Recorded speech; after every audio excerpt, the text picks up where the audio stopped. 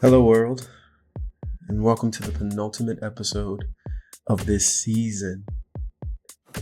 My name is Jamichael, and the podcast you're listening to is called Marked by Words, the place where themes and lessons leave a mark on you, just like a tattoo. Today's episode revolves around the idea of losing something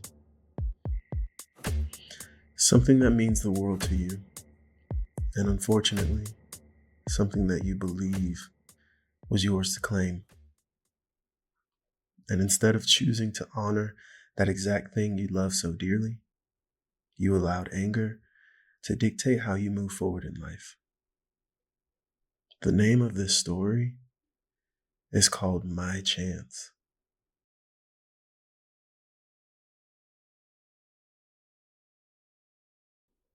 "Who loves you?" said Aaron. A smile instantly appeared across my lips. "You do," I responded.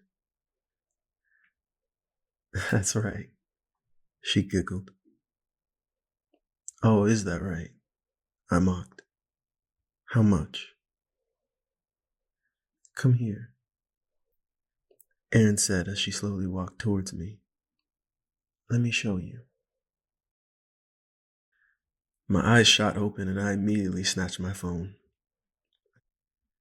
I turned the alarm off, threw my phone, and then quickly tossed myself back into my bed. I let out a deep breath and rubbed my eyes. Soon afterwards, I reached back across my bed for my phone, unlocked the screen, and scrolled through the notifications. Those efforts were soon stopped when I saw a text from my former partner. "We got him," it read. My eyes grew wide and I leaped from my bed and snatched the remote from the nightstand. I turned on the TV and flipped through channel after channel, but was put to a halt when I heard, "Breaking news. The years-long pursuit of serial killer Jefferson Arnold has finally come to an end. Arnold, who was given the moniker the Request Killer, a name given to him for his decade-long crusade which began when he created a website where people could submit a formal request to be killed." The remote fell from my hands and met the ground, and my knees soon followed suit. Taking a deep breath, my eyes started to water, but my teeth began to show. Arnold had an approach that was extremely unconventional, only accepting requests from potential victims who were terminally ill. I turned the TV off and then my phone began to ring. I stood up from my knees and walked over to the side of my bed. I gasped at the name that I saw displayed and hesitated to reach for the phone. I let it ring some more. And finally, I grabbed it, tapped the green button on the screen, and pressed the phone onto my ear. "Well, hello, detective," a familiar voice said. "Come on now, Aaron," I responded. "Let's not be so facetious. When we both know how much you hated the idea of me accepting this role. By no means was I against you taking on this career move," Aaron corrected. "I wanted you to pursue all the things your heart desires, which we all know, with your determination, of course, that can be a lot of things. You moving up in the world is beautiful, but your reason for wanting to make such moves aren't." Okay, I interrupted. "I just didn't want you to be closer to this case for all the wrong reasons," Aaron continued. "Okay, let's just stop while we're ahead, okay?" I said. "I'm guessing that you saw the news then." "Yes, Jamichael," Aaron said with an annoyed tone. "I saw the news, and I'm worried that you're going to put yourself in this case when you haven't properly mourned the death of your dad." I sucked my teeth. Making sure I get to see that monster's execution would bring me the end of my mourning. "Jamichael, Don't say anything like that, Aaron pleaded. I miss your father too, but that isn't what your father would want you to do. My phone beeped as another call was coming in. I took a peek at my phone and saw that it was the chief calling in. Aaron, as much as I'm loving this conversation, the chief of police is calling, so I have to take it. Okay, fine, Aaron responded. We'll talk later though, right? Right, I agreed.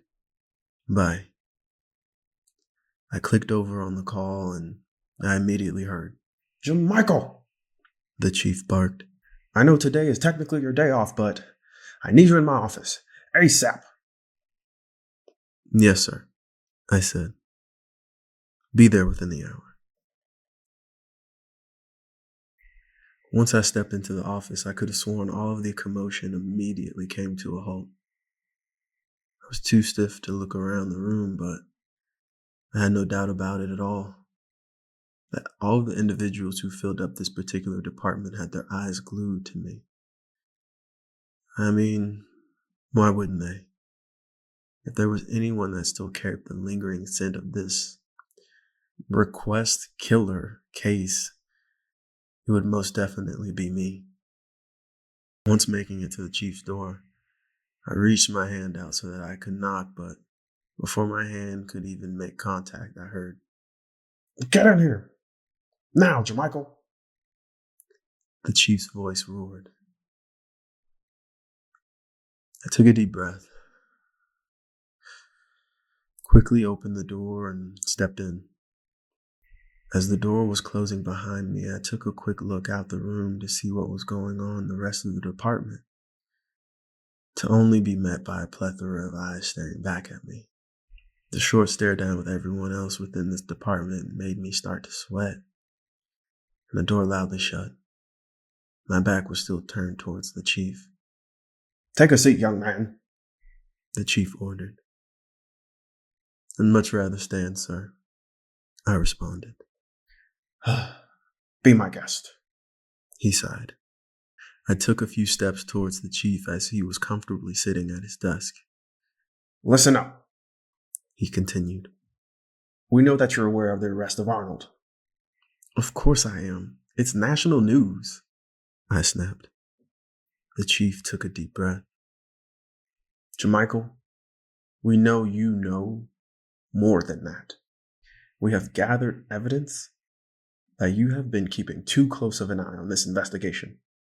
An investigation in which you shouldn't be involved in due to the fact that the suspect has allegedly killed a family member of yours.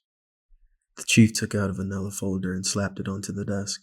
With a perplexed look on my face, I approached the desk and grabbed the folder and opened it.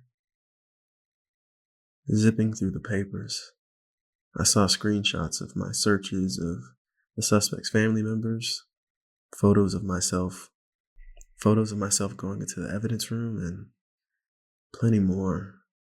I threw the stack of papers onto the floor and screamed, What do you expect me to do, Chief?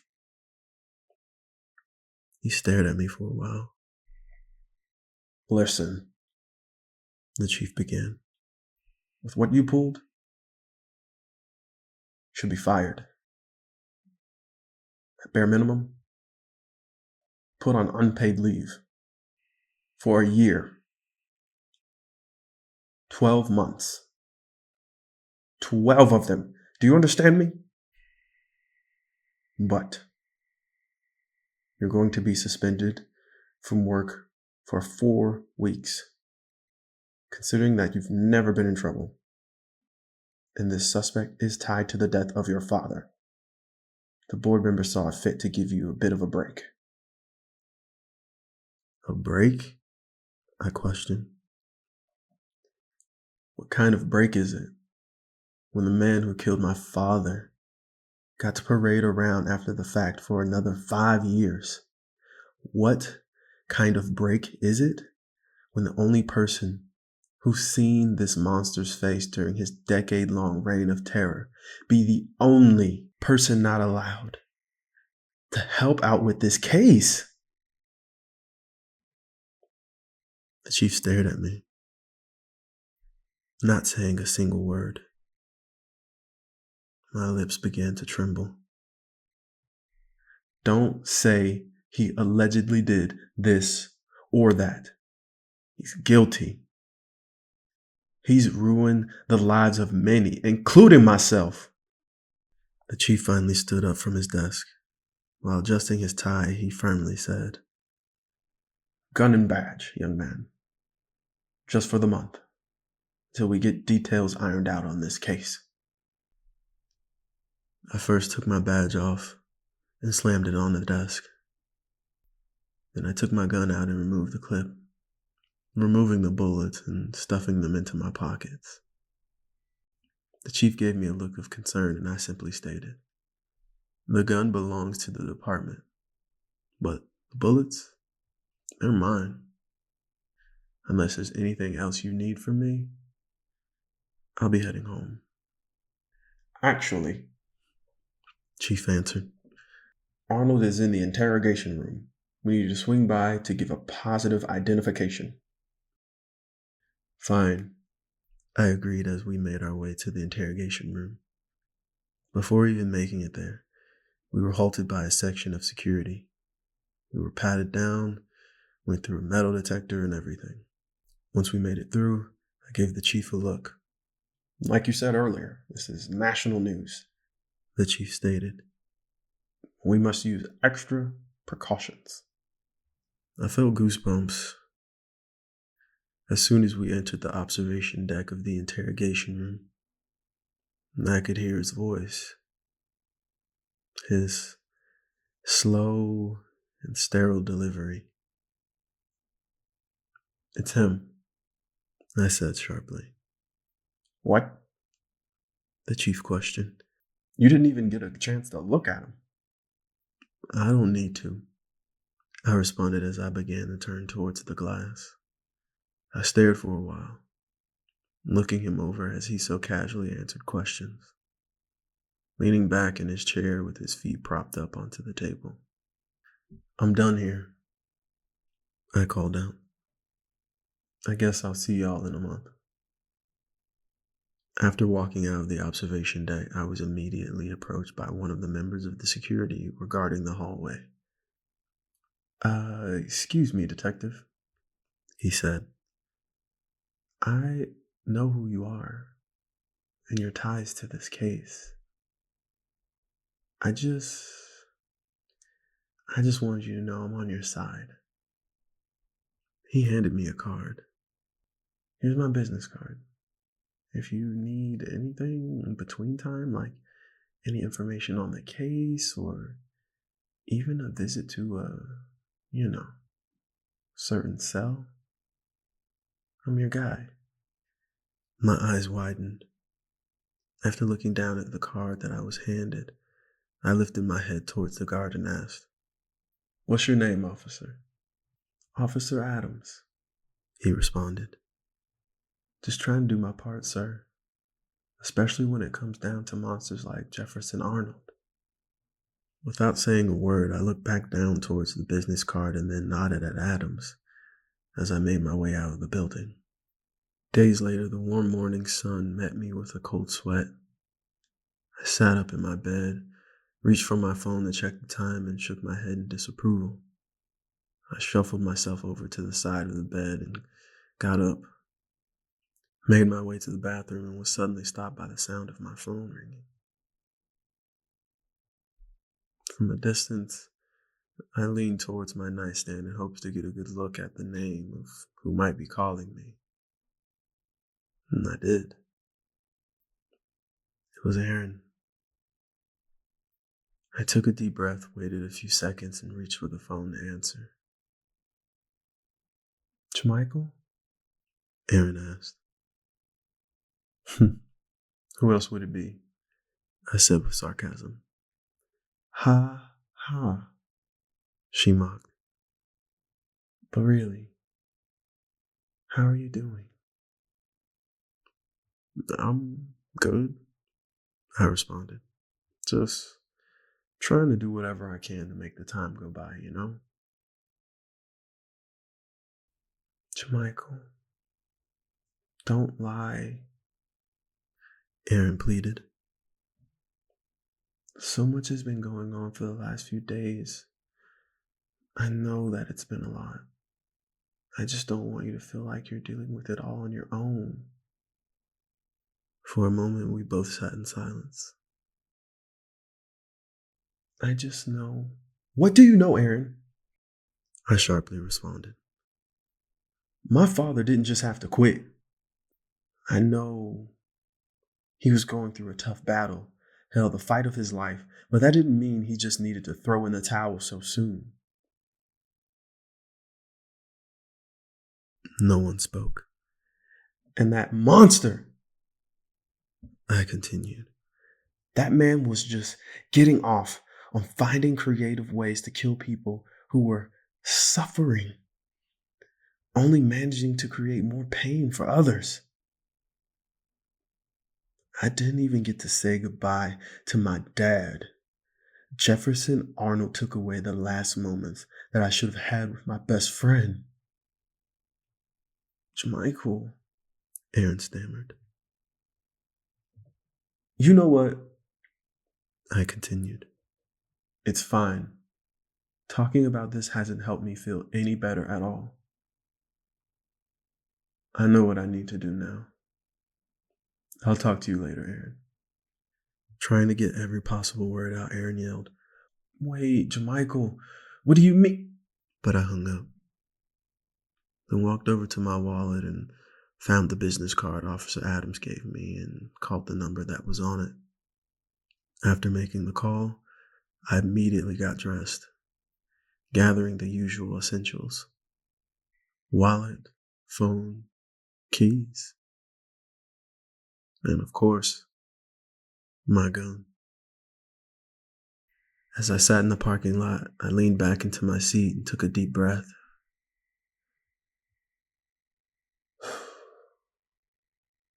Love you, Dad. And I love you, Aaron, I said, then immediately jumped out of my car and walked towards a door that had the words "Emergency Exit" across it in bold, yellow letters. I knocked on the door and waited for a few moments. After a while, the door slowly began to open in my direction, and a hand waved me in. I took a step in and met the cold stare of Officer Adams. We looked one another over and nodded. Lead the way, I said. Then I followed him over to where the holding cells were. Once we got to where we needed, Adams quickly turned around. Remember, all I can give you is 5 minutes, he ordered. Then I'll come back for you and sneak you back out, okay? I nodded. Then Adams took out his set of keys to open the cell door and went back to his post. I stepped into the cell and closed the door behind me. The sound of the door latching made Jefferson jump, and then he turned towards me. With eyes as wide as all outdoors, he began to stumble over his words. I thought I wasn't being brought out for questions today, he asked in utter confusion. And he just stared at me with big brown eyes and a quivering lip. I just didn't think I'd have to revisit those days again today. I thought I was getting a break. You don't have to worry about leaving your cell today, Mr. Arnold, I assured. I reached under the back of my shirt, grabbed my gun, and made sure a bullet was in the chamber. Jefferson's face grew white, and his eyes began to well up. As a matter of fact, I said, you won't have to worry about going anywhere at all.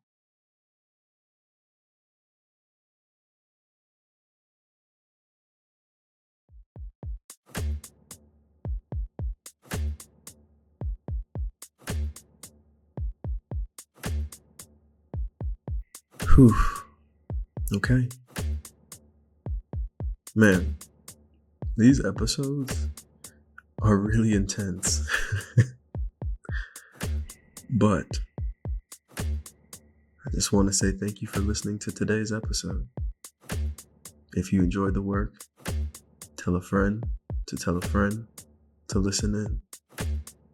You can also stay up to date on the latest episodes by subscribing on whatever platform you listen to podcasts on. The Marked by Words podcast was brought to you by me, Jamichael Prude, in hopes to bring forth creativity through storytelling and conversations highlighting a myriad of subjects. Looking forward to you all joining me next week for the last episode of this season. But till then, thank you for listening.